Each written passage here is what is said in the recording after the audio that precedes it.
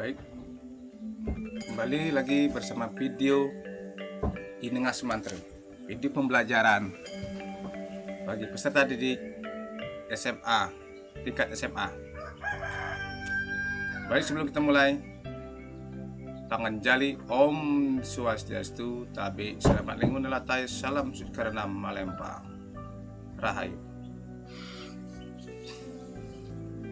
Bersama video Iningas Mantre, video pembelajaran tingkat SMA. Nah, pada yang baik ini saya akan menyampaikan video pembelajaran tentang Darsana, ya, filsafat Hindu.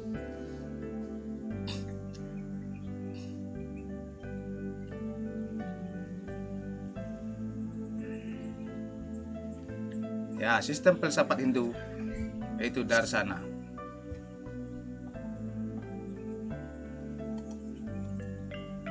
Kompetensi dasar dan indikator pencapaian kompetensi, yaitu 1.4 mengamalkan ajaran Darsana dalam agama Hindu.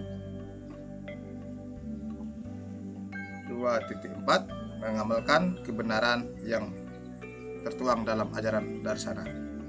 3.4 memahami ajaran Darsana dalam agama Hindu, menyajikan bagian-bagian ajaran Darsana sebagai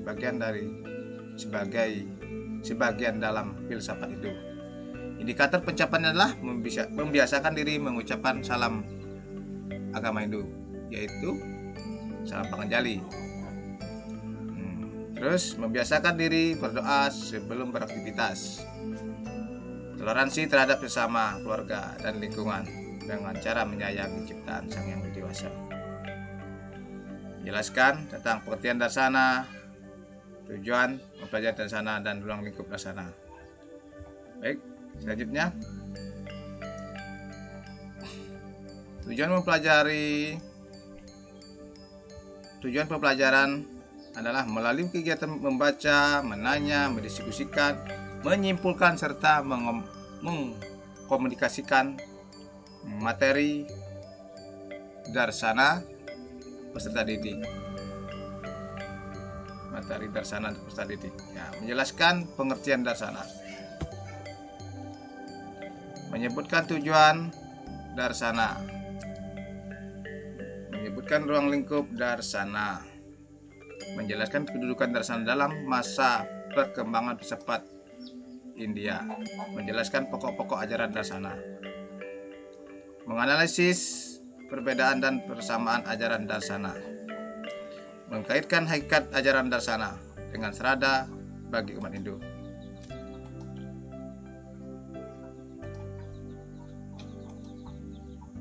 Pengertian Darsana. Darsana berasal dari urat kata ders yang artinya melihat, memandang.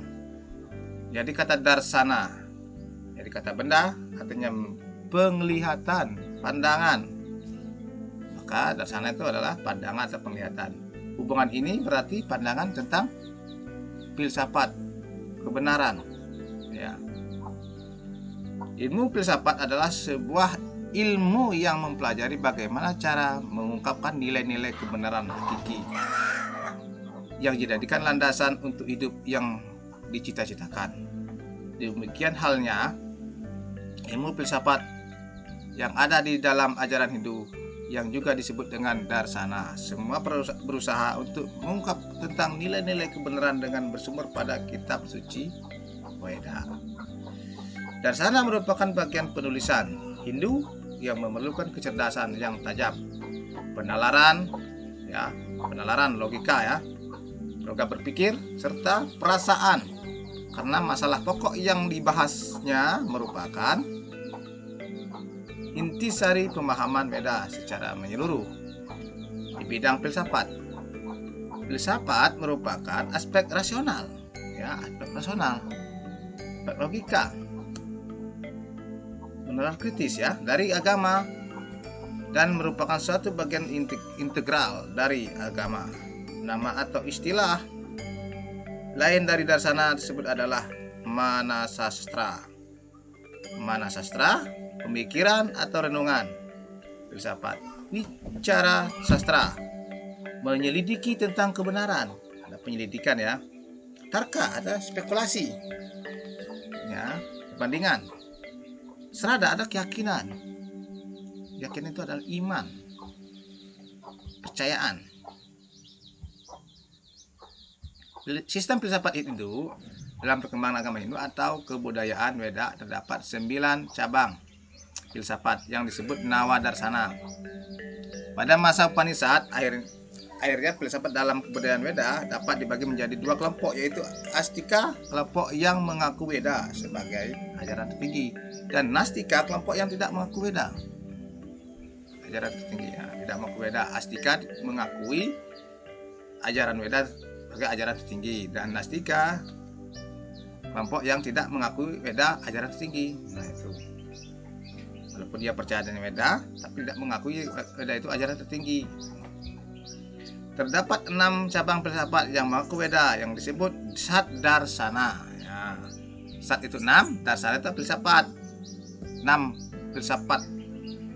Yang pertama itu Nyaya, Samkhya, Yoga, Mimamsa, Vaisesika, dan Vedanta yang terakhir. Dan 3 cabang filsafat yang menentang, ya, Weda, yaitu Jaina, Sarwaka, dan Buddha, ya, agama Buddha itu. Kelompok Nastika.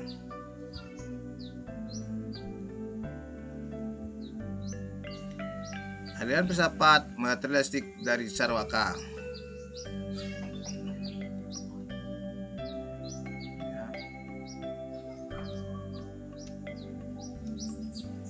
Sarwaka tidak pernah percaya kepada surga dan neraka terhadap Tuhan yang menciptakan alam semesta. Karena itu, aliran ini bersifat ateis. Sarwaka menitik beratkan menuntut mencari kesenangan duniawi saja. Ada 2 jenis pengikut Sarwaka, yaitu durta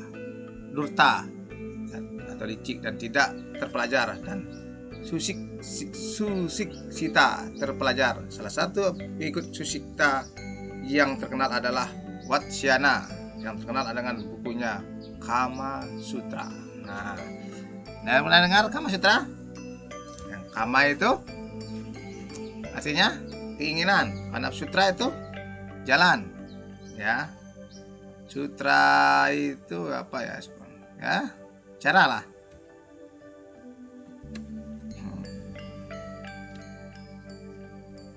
Sistem filsafat Jaina. Nah, ini sistem filsafat Jaina ini, aliran Jaina adalah memperoleh kemenangan dalam menghadapi tantangan duniawi.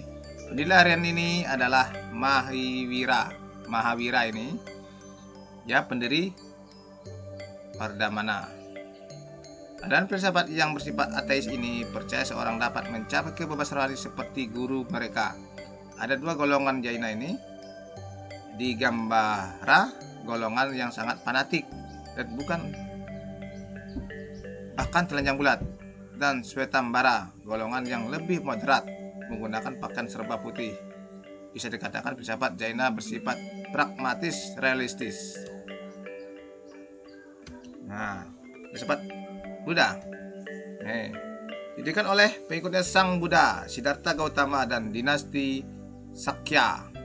Ajaran filsafat Buddha meliputi Catur Arya, Satyani, 4 kebenaran mulia, Pratya Samutpada, 12 hal yang menyebabkan penderitaan, dan Astamarga, 8 lila yang benar.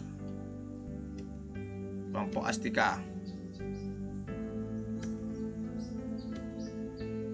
Nyaya Darsana, ya, pendiri ajaran ini adalah Resi Gautama, juga dikenal dengan nama Askapada dan Dirgadiptapa, yang menulis Nyaya Sastra atau Nyaya Darsana, yang secara umum juga dikenal sebagai Tarka Wada, diskusi, ya.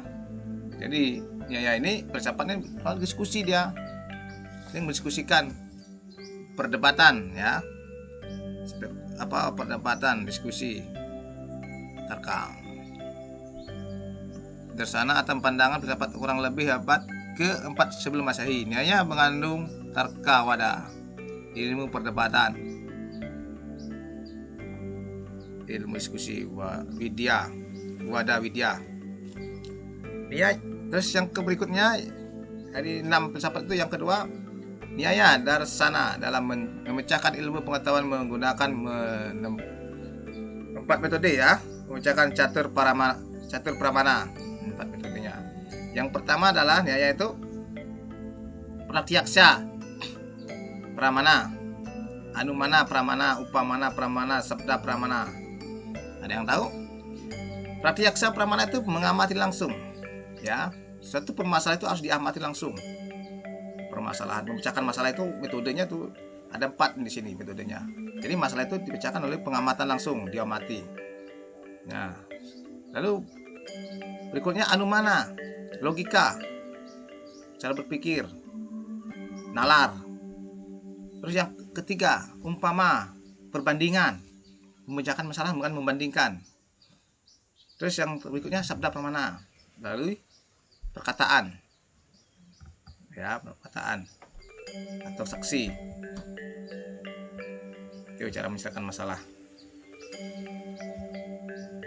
Wesika Darsana ya, Dr. CS Prabut. Wesika Darsana di sistem filsafat ini mengambil nama dari kata wisesa yang artinya kekhususan, yang merupakan ciri-ciri pembeda dari benda-benda. Wesika muncul pada abad ke-4 sebelum Masehi dengan tokohnya adalah Resi Kanada yang juga dikenal sebagai Resi Uluka, sehingga sistem ini juga dikenal sebagai Alukya Darsana dan juga dengan nama Kasyapa, dan dianggap seorang dewa resi. Kata Uluka artinya burung hantu. Nah, pokok ajaran dari Wesika ada 7, yaitu Dravya substansi, guna kualitas, karma aktivitas, samaya universal, wisesa itu individualis atau individualitas, samaya ada hubungan niscaya, dan yang terakhir abawa, penyangkalan. Ya, itu metodenya ya, caranya. Samkhya Darsana. Nah, Samkhya ini berasal dari kata Sanskerta Samkhya, pemecahan, perhitungan. Dalam filsafat ini, pemecahan akurat dari kebenaran telah ditentukan.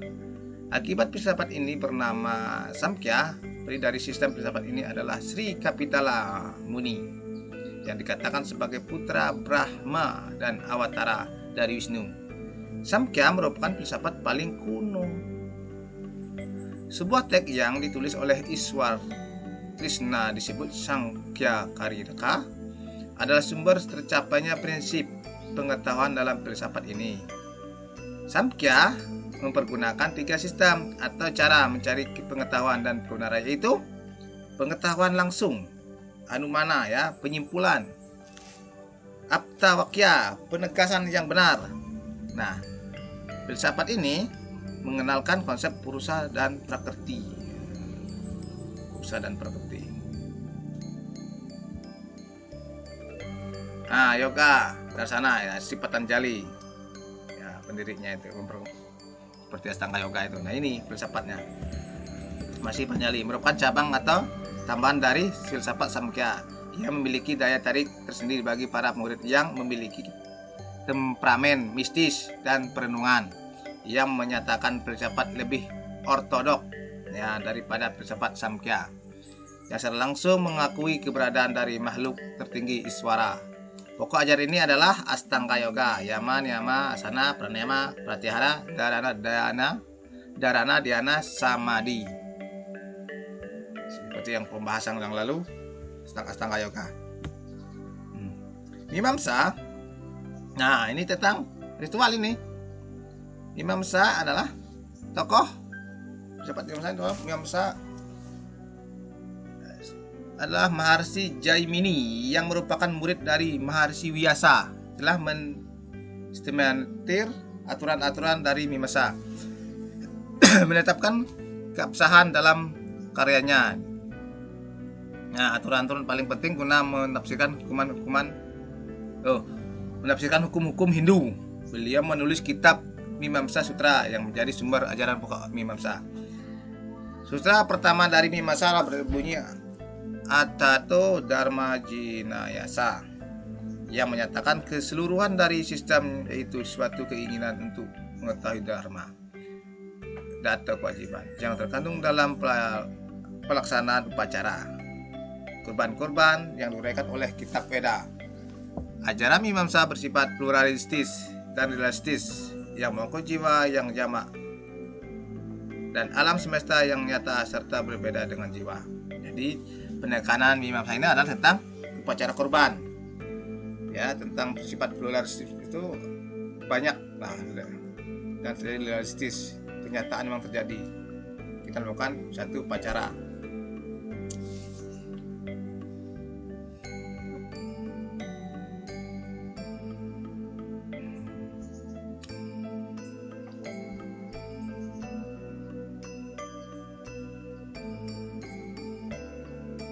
Berikutnya Vedanta, ya, air Vedanta ini yang keenam. Vedanta istilahnya berasal dari kata Weda dan Anta, artinya bagian dari kata Weda, inti dari atau akhir dari Weda, kesimpulan. Ajaran-ajaran yang terkandung dalam kitab Upanishad, kitab Upanishad juga disebut dengan Vedanta karena kitab-kitab ini merupakan jenana kanda yang mewujudkan bagian akhir dari Weda. Bukan Wedanya berakhir, tapi kesimpulannya, maksudnya itulah kesimpulan. Setelah mantra, Brahmana dan Aranyaka yang bersifat mengumpulkan. Nah, jadi kan dari Sruti, ya, kodifikasi Weda itu kan pertama Weda ada bagi jadi dua, Sruti dan Smrti. Nah, Sruti bagi tiga, ada mantra, Brahmana, dan Aranyaka. Nah, Vedanta ini adalah terakhirnya, kesimpulan dari itu tiga itu, maksudnya itu. Aranyaka Upanishad bersifat mengumpulkan. Filsafat ini sangatlah kuno yang berasal dari kumpulan literatur bangsa Arya yang dikenal dengan nama Weda. Nah, itu maksudnya. Vedanta merupakan mengajarkan bahwa nirwana dapat dicapai jalan dalam kehidupan sekarang ini, tak perlu menunggu setelah mati untuk mencapainya. Nirwana adalah kesadaran terhadap diri sejati. Sekali mengetahui hal itu walau sekejap, maka seorang tak akan pernah lagi dapat diperdaya oleh akabut individualitas. Terdapat dua tahapan pembedaan dalam kehidupan, yaitu yang pertama bahwa orang yang mengetahui diri sejati tak akan dipengaruhi oleh hal apapun. Yang kedua, bahwa hanya dia sendirilah yang dapat melakukan kebaikan pada dunia ini. Baik, demikian video pembelajaran ini Bapak sampaikan. Mudah-mudahan ada manfaatnya. Bapak tutup dengan Parama Santi. Om Santi, Santi, Santi. Bila ada pertanyaan, akan diskusikan. Ya, kita akan diskusikan berikutnya.